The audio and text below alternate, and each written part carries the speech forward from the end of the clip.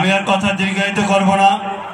আমাদের অধ্যক্ষ মহোদয় এসে তিনি দু একটি কথা বলবেন, একটু পরে মোনাজাত হবে, হাতে আর সময় নেই।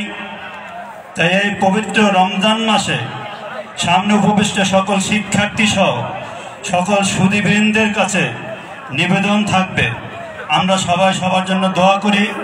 বিশেষ করে যেই তাহিদুল ইসলামের শহীদ তাহিদুল ইসলামের স্মরণে আজকের এই ইফতার অনুষ্ঠান, যারা রক্ত দিয়েছিল এই দেশটাকে একটু শান্তি প্রতিষ্ঠার জন্য, যারা রক্ত দিয়েছিল এই দেশের জনগণের তো স্বাধীনতা ভোগ করবে, নিরাপত্তায় থাকবে, মৌলমানবিক চাহিদাগুলো সঠিকভাবে পূরণ করতে পারবে।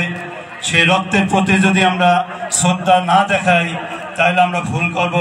তাই সকলের কাছে নিবেদন, আমরা 24শে জুলাই যে আন্দোলন, সেই আন্দোলনের শহীদদের প্রতি আমরা শ্রদ্ধা জানাবো। এই শ্রদ্ধা জানানোটাই হবে আমাদের নিজেদেরকে পরিশুদ্ধ করা এবং সবাই মিলে এই দেশটাকে, এই সমাজটাকে একটি সুন্দর রাষ্ট্রে, সুন্দর সমাজে পরিণত করার জন্য ঐক্যবদ্ধ প্রয়াস। সবাই ভালো থাকবেন, সবার জন্য দোয়া হবে। আসসালামু আলাইকুম।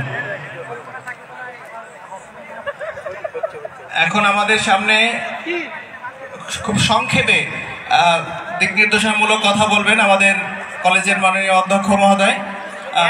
সময় খুবই কম, তো এরপরে আমাদের দোয়া মোনাজাত হবে।